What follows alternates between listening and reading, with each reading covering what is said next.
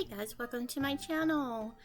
We are back with Route 77 Haunted Highway, but first we are going to do our 110 free, I'm saying that backwards, our summon for the day. Do we dare hope to get a fourth 6-star? The past 3 days we've gotten 6 stars. It does say 6-star guarantee within 63 summons.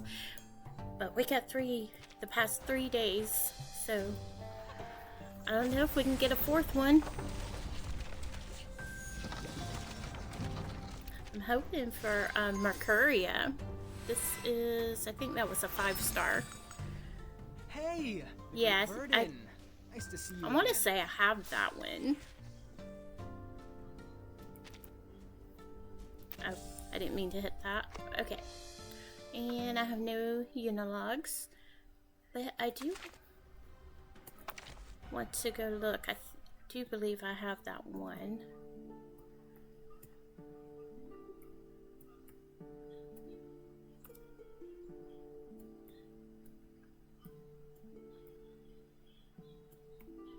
Oh, Radio has a portrait. My good friend. I think I overlooked him.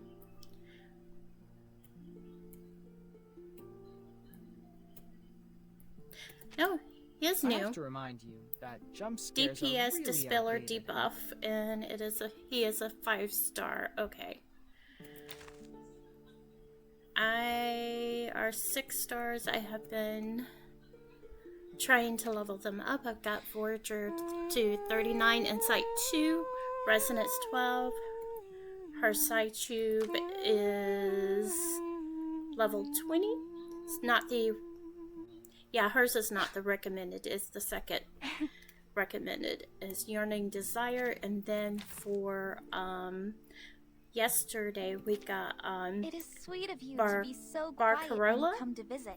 She's at But level you 40, needn't be so Insight worried 1, about interrupting. Resonance I will be 2, more side than happy tube. to I've got her incorporate your recommended footsteps side and tube, not which is knocking into my performance. Adio Coda. And then we got Willow. Sniffing about me like a mole. She's at level 40, I happen Insight to need tea 1. or cake for guests. Her recommended side tube is Offbeat Strides. Got it up to 20 in Resonance 3, and she is pretty good. Oh my goodness, I like her. Okay, that is all the new ones. So let's head on to our Haunted Highway. Oh wait, Resonance. There we go. Fog Descends, Episode 2. There is not an ideal day for a drive, regardless of the vehicle. Start.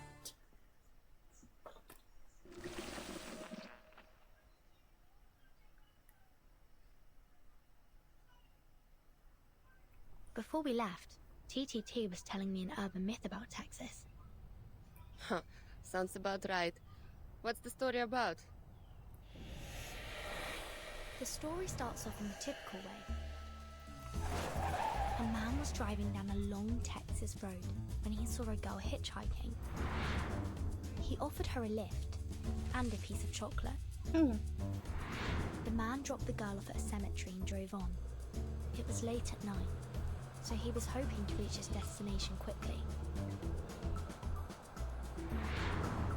Soon after, he saw a funeral procession going down the road. The photo of the dead seemed familiar.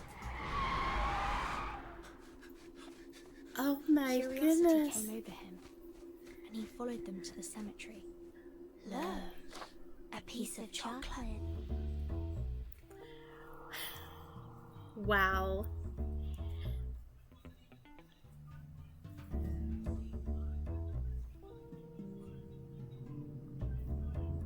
Stephanie. 1967. I didn't see the end. The other date. A sudden beeping interrupts her story.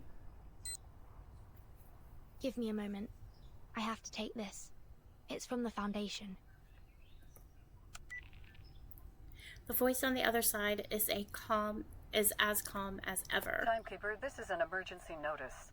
The Xeno base in Texas, USA has conducted a large-scale evacuation. Xeno has not yet responded regarding their actions. Should you encounter any difficulties on your trip there, please contact headquarters immediately. Understood. Despite these developments, your mission remains the same. Contact U2 editor Barbara, who was last seen near Route 77 collecting information, and find Erd's current whereabouts through her. Since U2 editors use a special communication channel, her current location is still unknown. We'll be in touch as soon as there's any new information. Any questions, Timekeeper?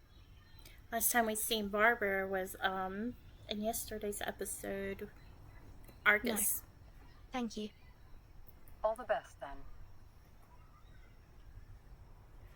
The communication ends. Lilia looks thoughtful. What did they say? There was a mass evacuation at the Xeno base in Texas. What's that all about? They called me 2 days ago, saying that Red 38 was still under routine maintenance in their armament factory. But now, all of a sudden, they're gone? How am I going to get my Red 38 back now, huh? If they hadn't taken her away for inspection, we wouldn't be traveling in this little car, wasting all day on the road. Aww. The operator only mentioned an evacuation. It's still possible that some of them have stayed behind to keep the factory running. If you're worried about Red 38, we can take a detour there. It's in Chisos. The town isn't far from here. Lilia squirms in her seat. Hey, mister, can you take us to the cheeses? It's just a little detour. If I have to. He taps his fingers rhythmically on the steering wheel. Girls, I don't know why y'all are here. But whether it's just for a bit of adventure or for business, I gotta tell you, something ain't right in that town. Oh, dang. We've all heard the stories. Scratching sounds on car roofs, animal bits stuck to car grills, and those people in black robes running around. It's all too weird for me. That sounds familiar. Barbara mentioned that her ride left her behind because of scratching sounds on the car roof. Give the ghost stories a rest. Look, if you're trying to negotiate a higher price, at least be a little smart about it, instead of trying to spook us with a few tall tales. You got me all wrong. Who in their right mind would throw away the cash in their hand unless they were forced to? Benjamins are good and all, but they ain't worth my life. Ain't no way I'm taking you there, no matter how much cash you throw at me. Why? Were you the driver in that ghost story? No. Have you seen these things happen yourself? Come Probably on! not. It's just a little detour. It won't even cost you much fuel. He clenches his hands tightly around the steering wheel, his knuckles turning white from the pressure. Sir? You see that? It's fogging up.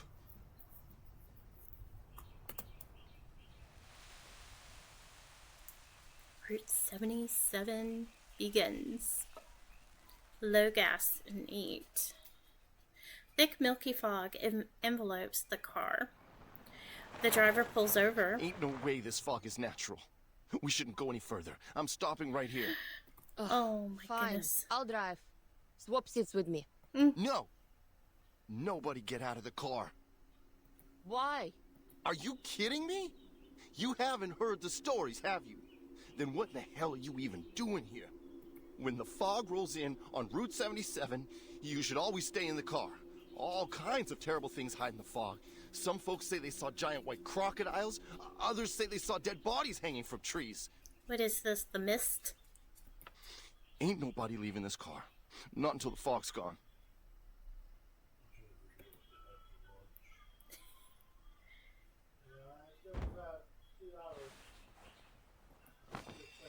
He's interrupted by a drawn-out scraping sound on the roof of the car. This must have been what Barbara went through with her ride. Is that... Is it Arcanist Oh, come scaring on! people? Don't tell me you're scared of this stuff. No response. Fainted. Ah, dang.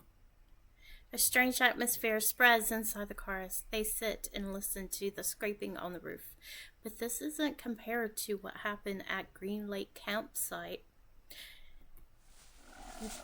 Finally, the scraping stops and a few black and white figures dart past the windows. I see. This looks like the work of a moomus.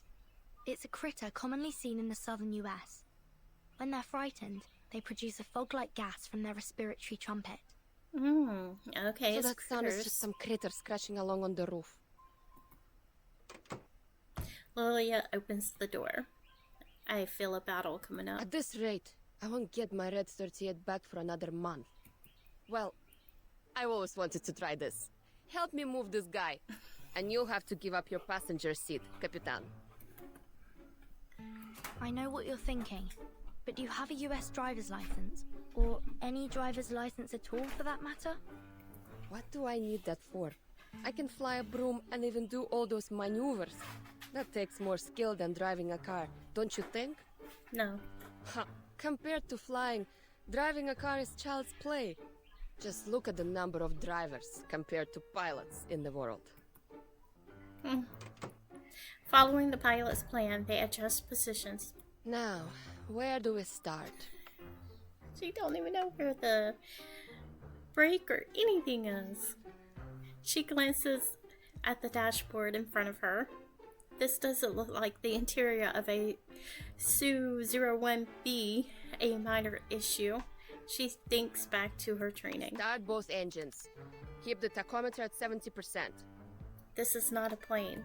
Here's the nose wheel steering, the position indicator for the joystick, the throttle lever.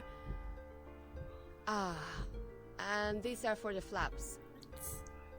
No, that's not right. We're in a car, not a flying machine.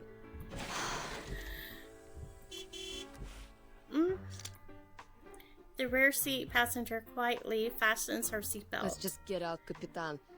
Can't wrap my head around this hunk of metal. Good decision. If these critters are responsible for this fog, our solution is simple. We drive them away. Exactly. Let's go.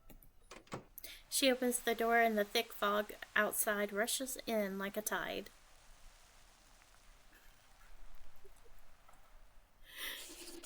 To be continued. I was hoping for a battle. Okay. See, what do we have here? Tales and Journeys. This magazine column was always popular, but now the columnist's trail has vanished near Route 77. Read the magazine.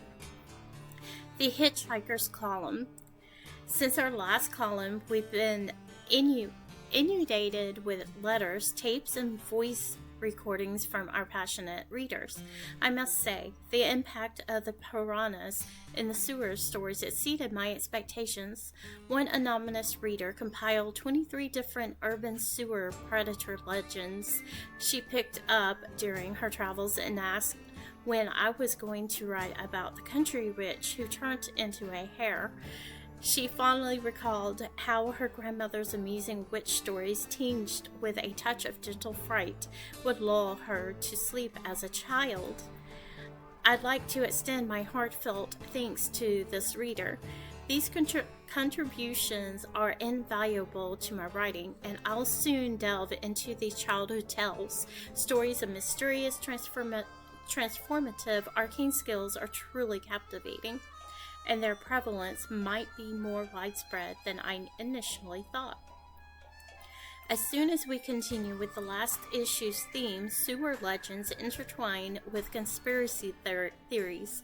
For example, in a tape sent in by a Mr. K from New York City, a relative of his staunchly believes that the government secretly hired a team to feed albino fish living in the sewers.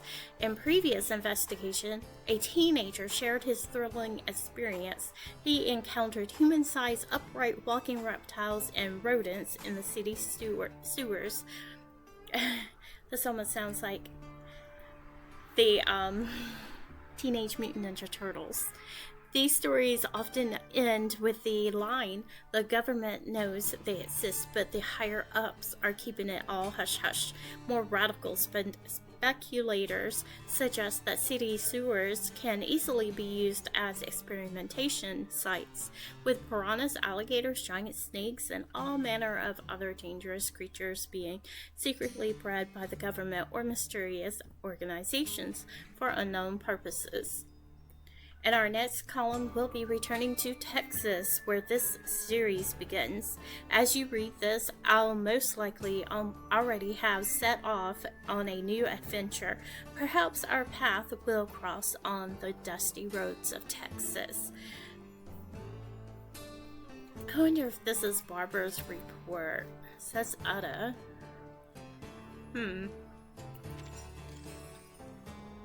Alright, and that concludes today's episode, and tomorrow we will continue with Baby Broadcaster.